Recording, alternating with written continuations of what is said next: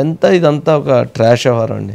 మధు ఉన్నారండి. Madhu sir, good evening sir. Good evening. ఏంటి మొత్తం ఆయన ఎవరు కృష్ణారెడ్డి మళ్ళీ ఎవరైతే అవినాష్ రెడ్డి చెప్పమందే పాపం మళ్ళీ చెప్పేదానికి సిద్ధమే, అదే చెప్తున్నట్లున్నాడు.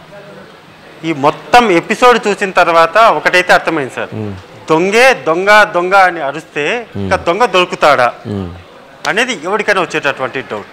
చూద్దాం సార్, అసలు దొంగ ఎవరు అనేది మనకున్నటువంటి పూర్తిగా కూడా గవర్నమెంట్ ఇచ్చినట్టు మర్డర్ అదే ఇంకా దొంగే అంటే హంతకుడు. సరే, హంతకుడు అంటే ఇంకా హంతకుడు ఎలా దొరుకుతాడు? ఒకడు వచ్చాడు, ఒకడి ఇంట్లో చంపేశాడు, చంపేసిన తర్వాత జనాలందరూ వచ్చేసేసరికి హంతకుడు అని అందరు జనాలలో కూడా వీడు కూడా కలిసిపోయి హంతకుడు అంటే ఎవడి వేలు ఎవడి వైపు చూపించినట్టు అలా డౌట్. సో ఒక 3 ఇళ్ళు సార్ ఇక్కడ చాలా కీలకం. 3 houses పులివెందలలోనే ఉన్నటువంటి ఈ 3 ఇళ్ళకి సంబంధించి ఇప్పుడు చాలా అనుమానాలు అయితే లేకపోతే ఒక ఇల్లు వివేకానంద రెడ్డి హౌస్ ఏదైతే ఉందో ఆ వివేకానంద రెడ్డి హౌస్లోనే ఆయన చంపేశారు, అది ఒకటి. నెంబర్ 2 అవినాష్ రెడ్డి హౌస్, ఇదొకటి. నెంబర్ 3 ఏఎస్ఐ రామకృష్ణారెడ్డికి సంబంధించినటువంటి ఇంట్లో, ఆ ఇంట్లో మొత్తం ఈ కేసుకు సంబంధించినటువంటి ఫైల్స్ మీద సంతకాలు పెట్టించుకున్న మాట వాస్తవం కాదా అవునా? ఇదే సింపుల్గా రావాలి. రాజును అక్కడికి పిలిపించి, ఏది అవినాష్ రెడ్డి ఇంటి కంటే ముందే ఏఎస్ఐ ఇంటికి రామకృష్ణారెడ్డికి ఇంటికి రాజును ఐవో ఉన్నటువంటి రాజును పిలిపించారా లేదా? గూగుల్ టేక్అవుట్ ఇది బయటికి తీస్తే వస్తుంది సార్. పిలిపించి ఆయన ఇంట్లోనే మొత్తం అంతా కూడా రాపిస్తూ వచ్చారు. ఒక టైంలో ఐవో ఉన్నటువంటి రాజు ఎవరైతే ఉన్నారో ఇదంతా కూడా కుదరదు అని మాట ఆయన చెప్పేసరికి నువ్వు ఇక్కడ కాదు కానీ పద వెళ్దాం అక్కడ మాట్లాడుకుందామని అవినాష్ రెడ్డి ఇంటికి తీసుకెళ్తే ఇంటి లోపలికి వెళ్ళి రాజుతో పాటు ఏఎస్ఐ కూడా రామకృష్ణ రెడ్డి అక్కడే ఉన్నాడు. వెళ్ళి కూర్చున్న తర్వాత వీళ్ళు వెళ్ళి కూర్చున్న తర్వాత కాసేపటికి అవినాష్ రెడ్డి వచ్చి ఓకే చాలా సింపుల్గా స్టైల్గా ఆయన కూడా మాట్లాడుతూ కూడా మన వాళ్ళు చెప్పారు కదా అలా చేసుకుంటూ పోతే అయిపోతుంది, ఆల్రెడీ దీనికి కావాల్సినటువంటి మొత్తం గ్రౌండ్ వర్క్ అంతా కూడా చేసేసాము అనే మాట చెప్పినప్పటికీ ఆ రాజుకు ఎక్కడో డౌట్ వచ్చింది. ఇక ఇదంతా కూడా కాదు ఏదో తేడాగా ఉందని చెప్పేసరికి బెదిరించి రాయించి సంతకం పెట్టించారు సార్. ఇది జరిగింది. ఆ సంతకం ఎక్కడ పెట్టించారు?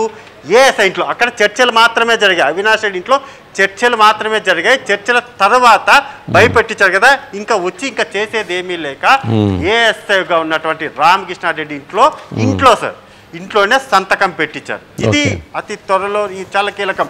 ఆ రాజు కూడా అప్పుడు భయపడ్డాడు, ఏంది ఇదంతా కూడా జరిగింది. ఓకే, ఇదంతా కూడా పక్కన పెడితే ఈ కేసులో CBI central bureau of investigation అధికారులు రామ్ సింగ్కి సంబంధించి ఆయన బెదిరించాడని పిఏ కృష్ణారెడ్డి ఇప్పుడు వచ్చి కూడా అదే మాటలు ఆయన మాట్లాడుతున్నాడు.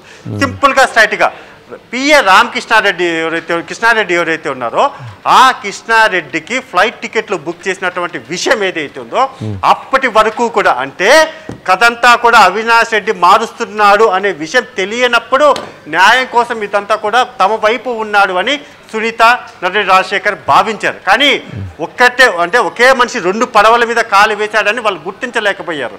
ఇటువైపు ఇటు చెబుతూ అంటే వీళ్ళ వైపు ఉన్నటువంటి ఏదైతే ఇన్ఫర్మేషన్ అంతా కలెక్ట్ చేసి అటువైపు పాస్ చేయడము, ఫ్లైట్ టికెట్లకు సంబంధించి కావచ్చు, అక్కడికి వెళ్ళిన తర్వాత సెంట్రల్ బ్యూరో ఆఫ్ ఇన్వెస్టిగేషన్ విచారణ కావచ్చు, సిబిఐ అధికారుల కంటే ముందే ప్రశ్నలు మీకు ఎలా తెలిసాయి అనేటటువంటి ప్రశ్న అడగడం జరిగింది.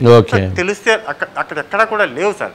ఇదంతా కూడా పులివెందలో ఉన్నటువంటి 3 ఇళ్లలో జరిగినటువంటి వ్యవహారంలో వివేకానంద రెడ్డి హత్య కేసు ఏదైతే ఉందో అది ఎప్పటికీ కూడా తేలేలాగైతే కనిపించట్లేదు సార్. సీరియస్ గా చెప్తున్నారు, ఇది ఇక్కడ కూడా కనిపించడానికి ఆ స్కోప్ ఎక్కడో కనిపించట్లేదు. చంపిన వాళ్ళు అయితే ఆల్రెడీ దొరికారు, ఓకే వెల్ అండ్ గుడ్. కానీ చంపించిన వాళ్ళు ఎవరు అనేది క్వశ్చన్ మార్క్ గానే ఉండిపోతుందా అనేటటువంటి డౌట్లు జరుగుతున్న పరిణామాలు అయితే చెప్పకనే చెప్తున్నాయి సార్. ఓకే రైట్ గారు, ఇందులో ఇప్పుడు ఏదైతే సిబిఐ అందరినీ విచారిస్తుందండి, ఇందులో ఒక డౌట్ కూడా ఏదైతే పులివెందులో ఉన్న వాళ్ళందరికీ తెలుసు ఎవరు చంపారు ఏంటని. మరి ఆ ఊర్లో ఉన్న చాలా మంది ప్రజలను కూడా అడిగితే మాకెవరు చెప్పారు, మాకు ముందు రోజే తెలిసింది, ఇలాంటి విషయాలు కూడా బయటకు వచ్చే అవకాశం ఉంటుంది కదండి. ఇప్పుడు అందరికీ చెట్టును అడిగినా పుట్టును అడిగినా తెలుస్తుంది కాబట్టి అందులో కొంతమందిని ఒక 50 మందినో 100 మంది విచారిస్తే కూడా అసలు దీని వెనకాల ఎవరు చేయించుంటారు అనేది కూడా బయటకు వచ్చే అందరికీ ఒక భయం ఉంటుందండి.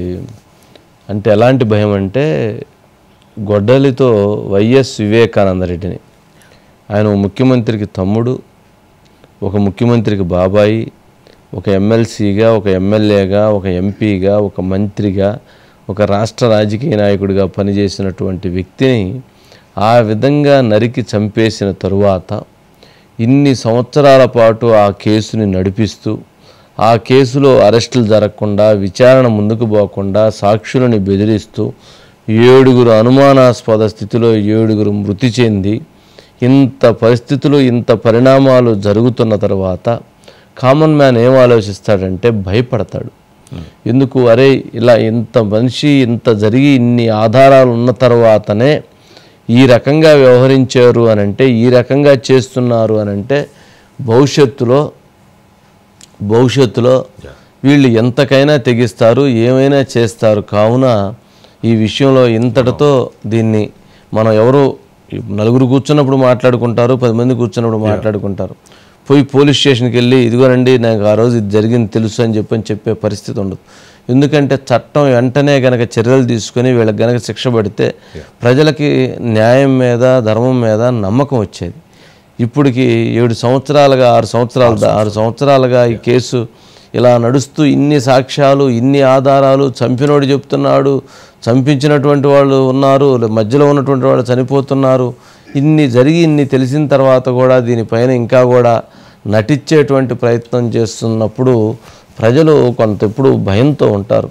అట్లాంటప్పుడే బయటికి రారు.